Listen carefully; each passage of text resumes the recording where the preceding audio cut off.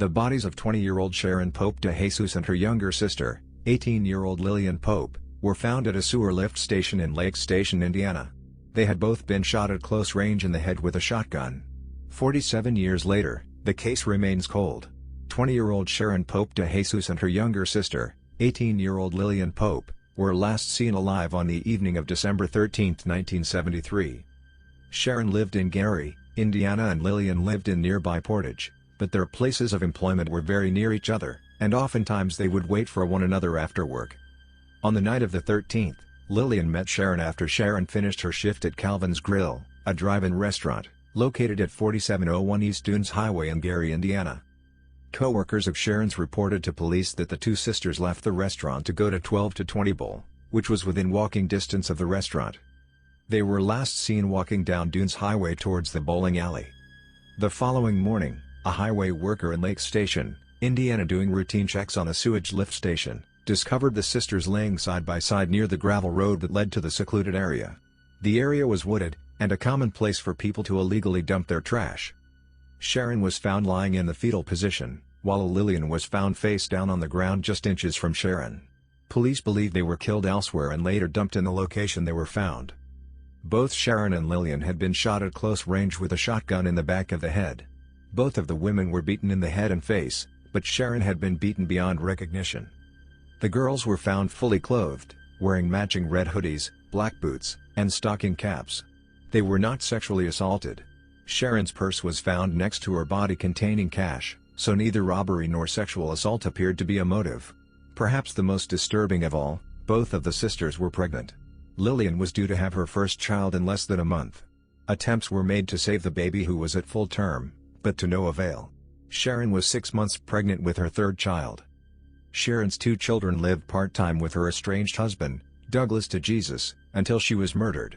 Police questioned him, but never named him as a suspect. A short time later, he abandoned his two children and moved away. Sadly, in 1998 Sharon's oldest son was shot in the neck and died. Her older son eventually moved away. There were a total of 14 siblings in the Pope family, including Sharon and Lillian. From what I understand, their mother and father, Marilyn and Donald, were extremely abusive, and most of them ended up spread across the United States as they were given up for adoption, sent to foster care, or were taken in by other family members. Most of the siblings were unaware of the existence of their other siblings. In some cases they had a vague recollection of their brothers and sisters, but were either too young to remember their siblings' names, or had no way to contact them. One of those siblings, Martha Hogue, had been sent to live with her aunt in Florida. One evening, she overheard a conversation her aunt was having about the murders. Martha was a teenager at this point, but she didn't know anything about Sharon and Lillian, let alone that they had been murdered. Martha said when she began to cry, her aunt laughed in her face, and told her, "You didn't even know them, why are you crying?"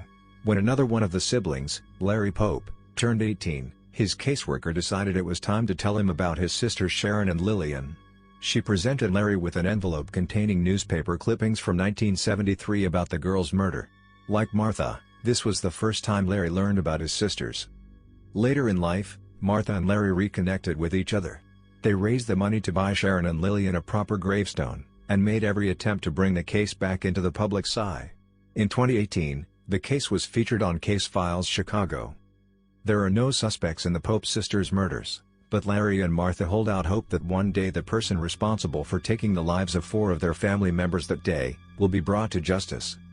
Larry told Case Files, "They were murdered, thrown on the side of the road like trash.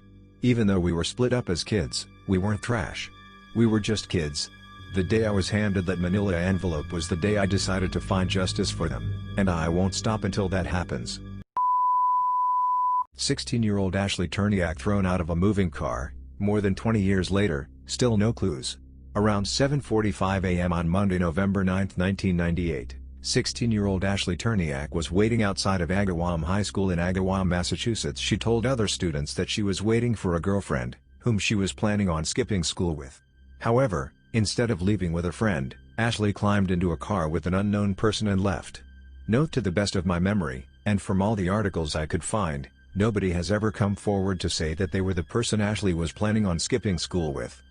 Less than 20 minutes later, on I-91 southbound in Longmeadow, Massachusetts, right before the CT/MA state line, Witnesses saw Ashley trying to signal a state trooper that was parked on the highway. The trooper, who was facing the opposite direction, didn't see.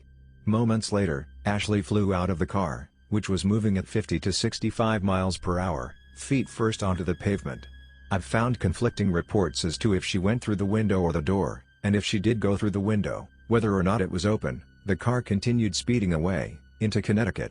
More than 20 years later, nobody knows if Ashley was pushed, or jumped out of the car.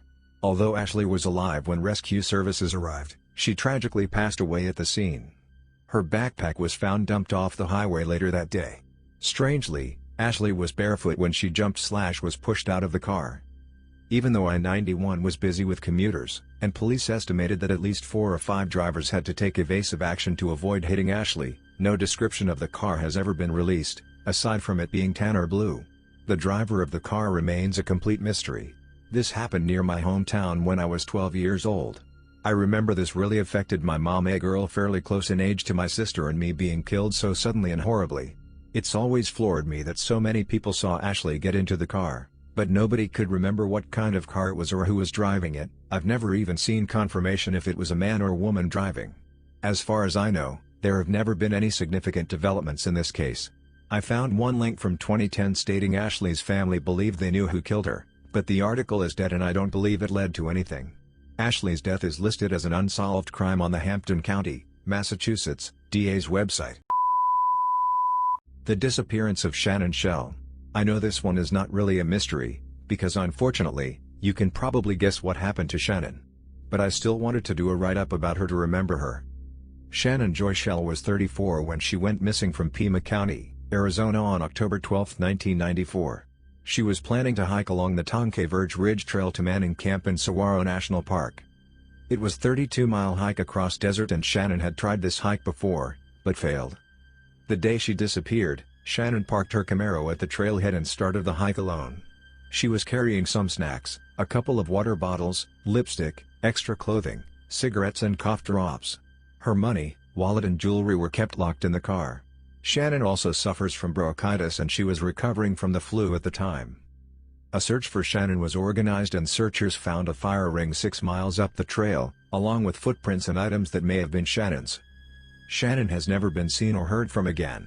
No trace of her has ever been found.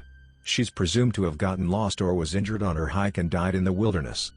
Shannon was an experienced hiker and she had gotten lost for 2 days before. Shannon lived with her parents after a divorce 5 years before. She worked at Jason's Deli on Broadway Boulevard. It's more than likely that she got lost and her body has just never been found. I know it's not as mysterious as other disappearances, but it's really stuck to me. I went on a hike in the bush the other day and the thought of being lost and dehydrated in the desert haunts me. I thought about Shannon the whole day. It has been 6 months. Where is Tony Turner? There is not a lot of information on this case, and from what I can see it has not gotten a lot of coverage. 22-year-old Tony Turner disappeared on December 30, 2019 from Doberty in the Squirrel Hill area of Pittsburgh, PA. She was seen at the tea shop around 6 p.m. A man found Tony's bag on a pedestrian walkway of the Homestead Grace Bridge, which is about 2 miles south of the tea shop.